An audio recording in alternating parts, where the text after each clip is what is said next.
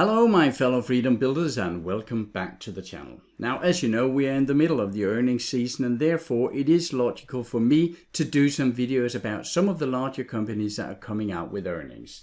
The other day it was Alphabet, or Google as we all know it, that came out with earnings, and since then the stock has gone up quite a lot. What I'll have a look at today is just overall, is it a solid company? Are the numbers good? But then of course I will look at it as I normally do on a short term, a mid term and a long term range to see if this is actually a good buy or is it a more highly valued stock, as many of these tech stocks are. Now I don't need to describe the core business of Google or Alphabet for you here.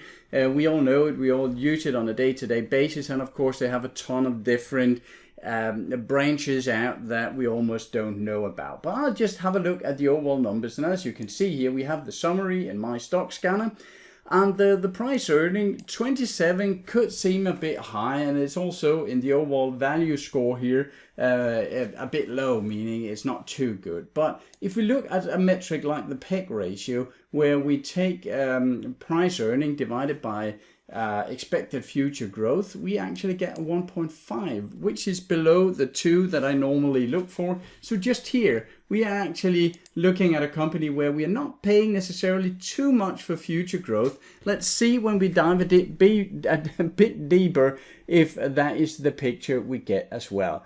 We can also see the price to free cash flow is actually not too high. I do like it around between 20 and 25 tops, but 28 at a company like this is actually not bad. They have some very high quality, as you can see here, return on capital, return on equity. You don't see many companies of this size do numbers like these. Of course, they are extremely safe on the Altman C score. The analysts like it, and the Petrosky score is a bit in the middle.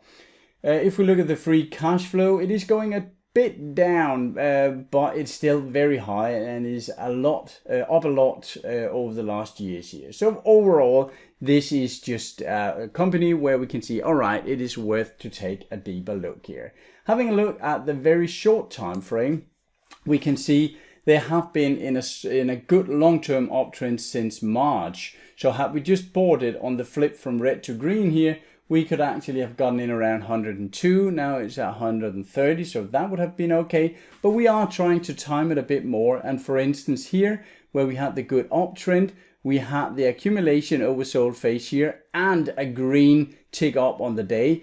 This would have been a logical entry point for me around 106. Which would still have made quite a lot performance here. We might have taken it off when the weekly turned red here. So taking it off around 125, and then we would have entered here the other day, or turned green here, so we would have entered the next day at open around 121. Now I don't do that just up into earnings, so that was why I didn't get on that. But as you can see, yet again, the TPI indicator is a fantastic help if we want to time it all a bit more. Looking at the value chart here, where we are taking a look at the price, the black line, and then the average PE over the years. Right now we are at 10 years, and as you can see down here, that's an important note. In 23 here, there is a price earning at 26, and the average PE that this line is calculated from is 26.64. So they are very similar. If they're not, you need to adjust to another number of years back so that you get these numbers fairly close to each other before you can really rely on this line. Also remember that this line is not magic in any way. It's simply just taking the estimates for the future and timing it by the average price earning so that we can see if the estimates hold through, if the investors are willing to pay the same price earning, then where would the price land? And that would land up in the area of 145. So over the next couple of years, there would be somewhere between 10 and 15% just gaining from this very simple math here. So 10 to 15% over 2 years is actually not too bad. Of course, people expect more from Google because we have seen some dramatic rises here, but also they have declined a lot in price and now they're crawling back. And if we had bought it down here, which is in a deep value territory here, we could have gotten in very cheaply. So that was over the next 2 years. As you know, we also have a look at the discounted cash flow. If we looked 10 years out in time, and we're going for a discount rate at 10%, that's a 10% yield per year, which equals a price earning around 10, which is not maybe very realistic that we can get the Google here at a PE of 10. So I'll adjust that in a second. But if they're growing at 20% per year and we want a 10% yield, then a fair value right now is 162. And the price right now is 130. So that also indicates that we actually could get in at a very reasonable price right now with some margin of safety. Now 20%, can they do that every year? Now this is where your own judgment and subjective feelings and analysis about Google comes in. Because personally, I'm not sure they're going to do 20% a year, but I could see them do maybe 15. But again, that is just a guess, and your guess is just as good as mine, or even better if you have really analyzed this down to the core. But over 10 years, as you know, my opinion is that you cannot really guess what will happen in 10 years. Someone says, yeah, well, Google have such a huge moat, meaning they have such a large advantage and monopoly towards the other players in the market that they could never be kicked down. Well, the same was said for Microsoft. I know they came back, but Microsoft almost missed the entire internet because Bill Gates and the managers there thought that the internet was just a short-lived fad. But they fought their way back. That was a good thing. You could say the same thing about Nokia. When I was young, Nokia was the largest cell phone manufacturer in the world, and no one could see them be kicked down from that first place. And then they made a wrong turn. They make a wrong assessment of the market. And that can happen for any company, no matter how strong they are.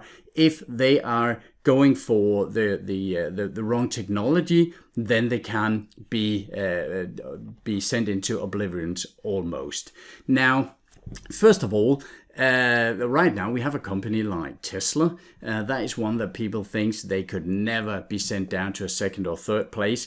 But if Tesla, they put their money on the wrong battery technology, well, then the Chinese can come and take the first place, definitely. So the same thing with Google. We don't know how much they will grow. It might even be only 10% they will grow. And if that is so, the fair value right now is only 82. And you could say, well, then we shouldn't buy it. However, if it is at 15% growth per year, they are more likely to be a bit more overpriced, but closer to fair value. And can they grow at 20%?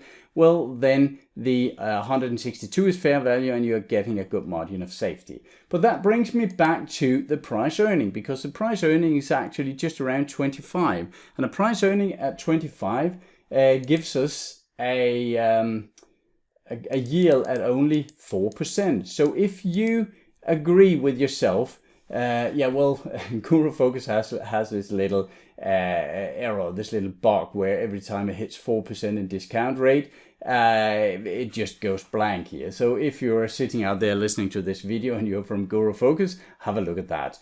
Okay, let's make it at 5% then. That means a PE of 20. So the PE could actually drop to 20, meaning that the investors is a bit less, or they're a bit more risk averse. They don't want to take as much risk on with Google, so they are sending the price earning down to 20. If that happens, the yield is 5%, and you can see that if they can grow at 20% over the next 10 years at a yield demand of 5% per year, then a fair value right now would actually be $276 per share. And you're only paying 130, so you have a huge margin of safety. Now, what does this allow us to do? We can put the future growth rate down to 15. It will still be very fair value. We can even put the growth rate down to 10% per year, which I think is easily obtainable for Google. And that brings us to a fair value right now, so that we will actually get a yield just from them doing their business and having a profit every year. We'll give it a yield of 5% per year. If that is so, then 10% growth per year is actually enough for the price right now to be fairly valued.